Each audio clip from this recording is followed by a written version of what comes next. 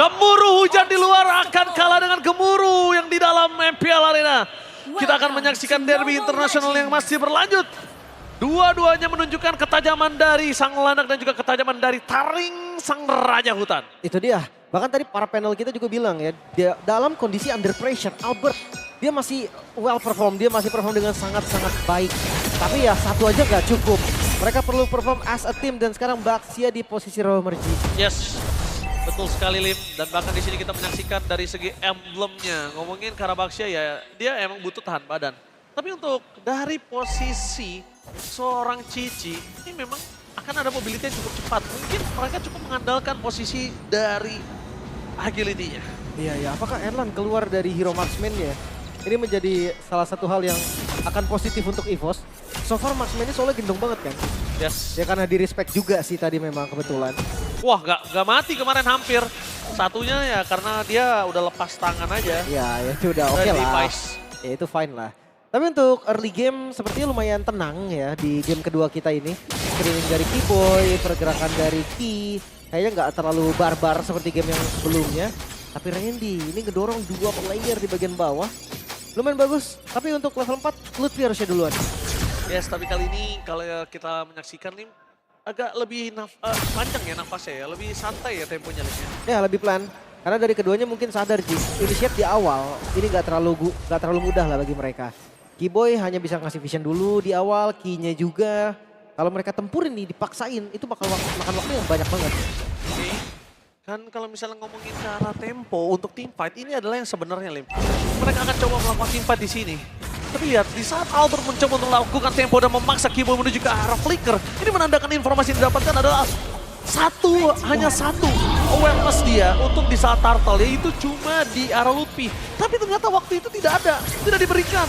Dan langsung Prefators menuju ke arah belakang, target mereka dengan tim fight cukup besar dan juga Lutfi memilih untuk flicker menuju ke arah belakang dan Keyboy mencoba untuk gambling mendapatkan satu poin kill tapi nampaknya gagal. Tidak tertukar oleh apapun. Ya mencari pertukaran tadi Keyboy ya, tapi sayangnya damage-nya kurang sehingga gak ada pertukaran. Yang bisa didapatkan lagi Onyx mereka dapetin turtle, tapi EVOS mereka dapetin first blood. Oke, first blood tukar turtle. Tapi kalau first bloodnya mungkin kayak Skylar kayak tadi. Atau mungkin ke arah jungler Kairi, itu masih oke sih menurut gue Lim. Ya sebenarnya ini poin at least aja Ji. Iya. Kalau ngomongin untung ya jelas enggak. Tapi yang pasti sekarang Infect Jungle mulai dilakukan juga Kairi. Dia tahu nih Yesansin yang akan coba dibikin out farm. Dengan adanya Keyboy, dengan adanya Sans, early game yang harusnya dipegang sama Onyx. Yes. Dan jangan lupakan, Kairi salah satu pemain Baxia terbaik juga. Jadi Key, dia tahu kapan calculate yang bisa ditumbangin Key-nya, kapan Key-nya nggak punya damage, kapan Key-nya nggak punya badan. Dia tahu, untuk saat ini Key-nya masih setara. Untuk numbangin Key masih agak cukup berat. Mungkin main di menit ke-5 ke atas, Key akan cukup turun power dari ketebalannya. Iya. Paling jatuhnya jadi anti-regennya aja kan. Yes, dari betul. pasifnya. Cuma ini Key-nya di-poke terus kayak gini lumayan bahaya nih. Bedanya Keyboy dia punya quick sun guard. Dia bisa recover lagi HP-nya. Sementara kalau dari Key, mau nggak mau dia harus recall nanti. Dan balik lagi dengan rodanya. Oke, melihat ke arah audience prediction, memang kita tahu Onyx banyak sekali. Tapi EVOS Fams jangan mau kalah kali ini.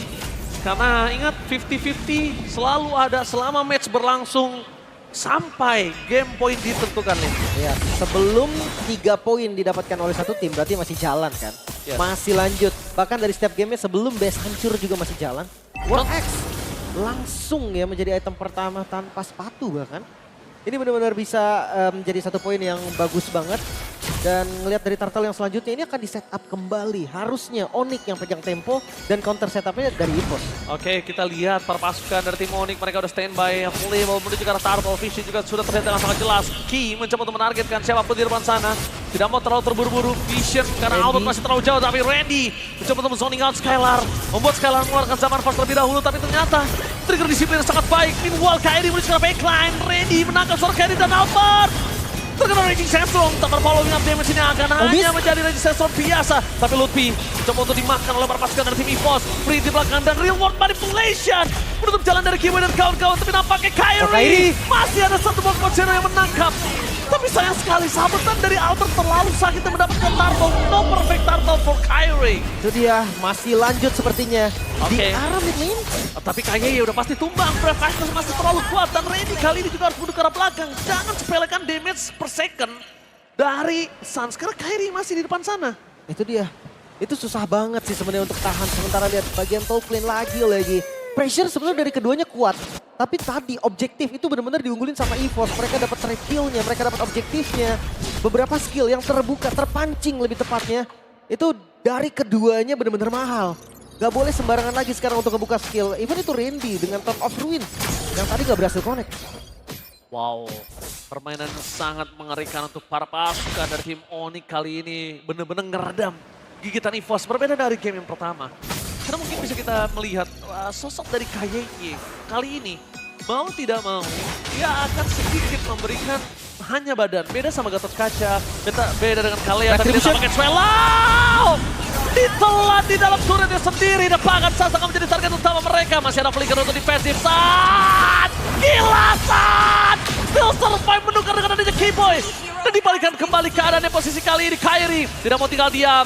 Dengan adanya KYY yang bakal menjadi target utama. Sayang sekali tidak ada Shadow Kill. Dan gila Sat still survive. Itu dia save dari Keyboy juga. Rela untuk tumbang. Rising Sandstorm digunakan untuk membeli waktu saja. Dan akhirnya tempo yang masih berjalan untuk Onyx.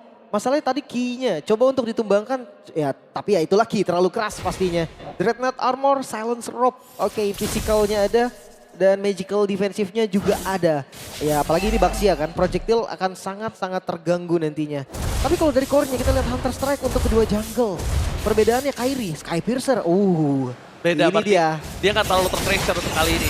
Dan dia tahu damage dari Suns udah cukup dengan glowing yang akan dia miliki. Dan juga damage nantinya dari Keyboy juga akan cukup.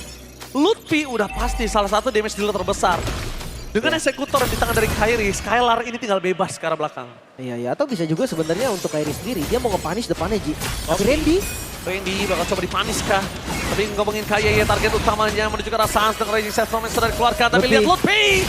Sending out, flicker for Swallow. Tapi nampaknya langsung ada Brave Fight dan Kyrie! Still tussle di depan Albert. Tempakan Albert menjadi point kill yang selanjutnya. Dibalikan kembali karena double kill dikeluarkan dan Shadow Kill! Skypiercer-nya menyala di sana.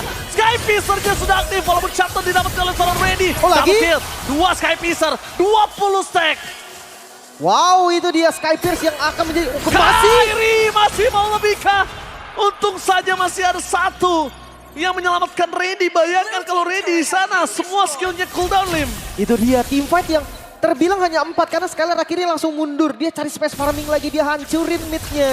Tapi EVOS, satu momentum saja yang mereka lepas. Langsung 2000 sampai 3000 gold hampir yang dipegang oleh Onyx. Satu buat teamfight yang gagal. Zoning dari Lutfi. Itu yang paling mahal dari Turtle kali ini. Karena Retribution dari Kyrie itu jadi bebas. Dan Shadow Kill yang memang terbagi. Tapi karena hero semua yang ada di sana, damage-nya masuk. Skypierce-nya nyala. Dan efek punish, lethality-nya yang akan menjadi masalah next-nya. Itu dia Lim, dia dapetin 2000 gold bahkan sampai menuju ke arah 3000 gold plus 20 stack Skypiercer. Ingat, stack Skypiercer untuk di MPL itu susah banget untuk didapetin Lim. Berhasil mendapatkan seorang KYY, Raging Sandstorm dikeluar dari depan sana, tapi Skylar bermain di dalam arena permainan real world manipulation. Ready pun tenggelam di telan bumi. Walaupun adanya Erlan di depan sana menutup jalannya Skylar, dia nggak akan bisa bertahan dengan cukup lama karena Kyrie sudah standby on position.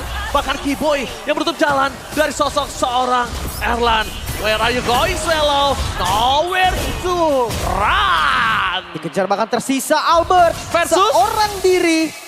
Dan gak bisa untuk dipukul mundur, hanya mengorbankan Skylar. Mereka dapetin 4 keunggulan lagi-lagi di tangan Onyx. Skylar, salah satu gold laner yang tidak takut bertukar nyawa dari game yang pertama. Nyawanya ditukar dengan keuntungan yang melimpah. Itu selalu worth it. Terkadang memang kita tahu betapa harga sosok seorang gold laner. Tapi lihat apa yang dilakukan Keyboy. Mencoba untuk melakukan sedikit buying time. Tapi Albert selalu sakit yang bisa diberikan dengan adanya Endless Battle yang sudah dimiliki. True damage-nya nggak bakal bisa ditahan dan dimiliki oleh seorang Keyboy. Oh Lordnya jadi reset, jadi ketahan. Oh ketahan, mereka tahu. Mereka tidak mau membalikan kembali take keadaan. over? Tapi reward manipulation. Take over Lord di tangan dapat pasukan dari sosok seorang EVOS karena Kyrie tershutdown. Albert berhasil mendapatkan loot dan key. Shutdown yang sangat mahal. What a takeover EVOS. Mereka coba memanfaatkan dari laning jauhnya tadi. Panis ke arah Kiboy. Hadir di arah Lordnya dengan 4 melawan 5. Dan mereka makan jungle-nya dulu. Sekarang Lord yang lumayan berbahaya Onyx. Mereka harus stabilkan dulu temponya. Mereka harus kontrol dulu laningnya. Sebelum mereka coba untuk offense lagi. Oke, Skypister yang terkurang kali ini membuat para pasukan dari tim Onyx tidak terlalu tajam dari Kairi. Dan untuk ngomongin dari Ki, dengan Shafton yang dimiliki ini menimbulkan impact yang sangat mahal. Kenapa?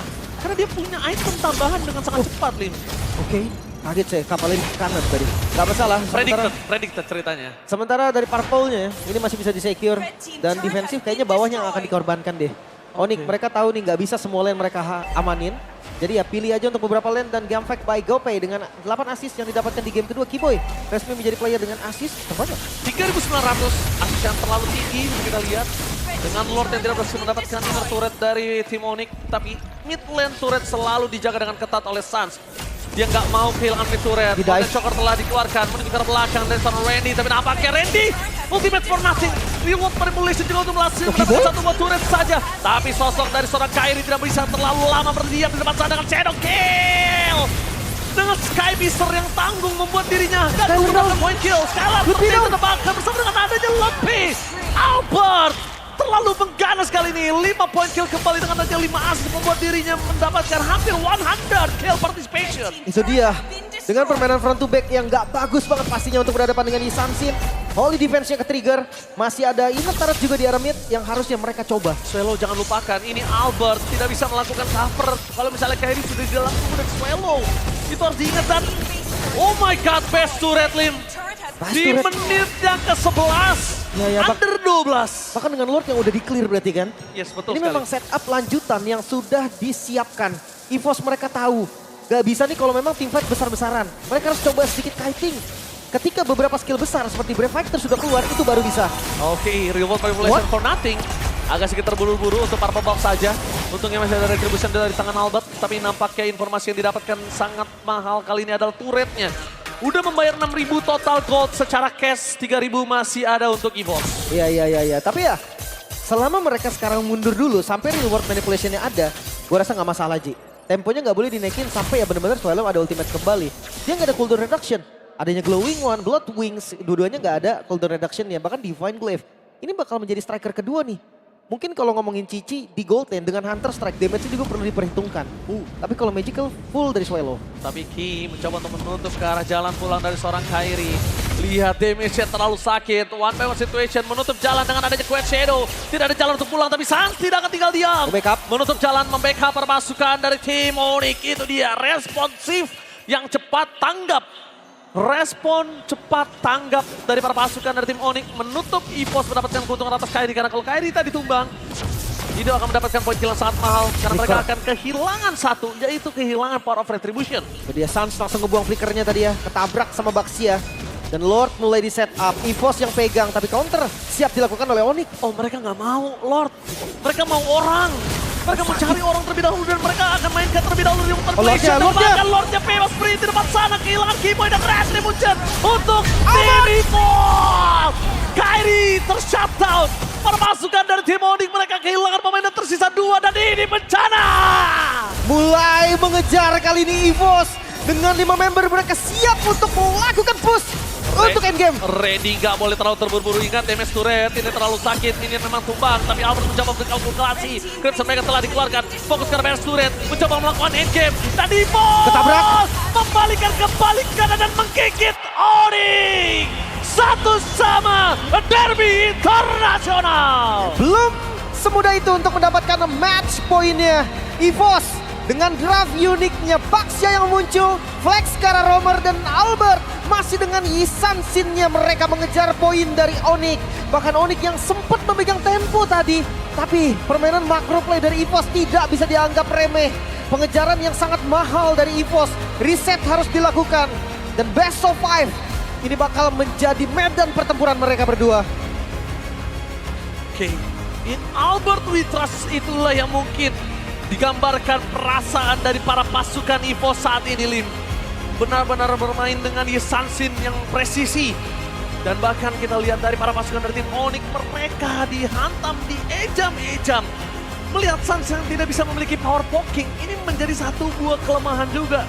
Ya. Tidak ada high ground, tidak ada damage bar terbalik. Memang punya utility, tapi Suns gak bisa melakukan cover seperti sebelumnya. Iya. Dan Skylar juga lumayan kepegang sih tadi. Kepegang sekali Skylar. Karena memang oke, lawan Yves di rewardnya Skylar masih bisa Chrono Dash. Tapi ya apa kabar dengan adanya Randy? Apa kabar dengan adanya Baxianya Ki? Dan ya Erlan pastinya dengan adanya Cici, Curtain Call nempel ke Skylar, selesai itu nggak bisa ngedash.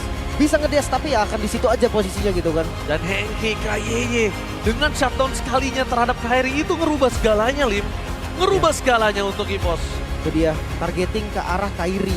Ini menjadi kunci juga ketika objektif. Beberapa kali kita lihat memang mata dari teman-teman EVOS ini semua menuju ke arah Kairi. Even itu dari Albertnya, dia akan coba nyumbang dari Mountain Shocker dan sebagainya. Tapi tentunya ini dia derby internasional. Gak ada yang mau pulang dengan telur. Gak ada yang mau pulang dengan tangan kosong. Bahkan satu sama. EVOS menggigit balik. So panelis, take it away.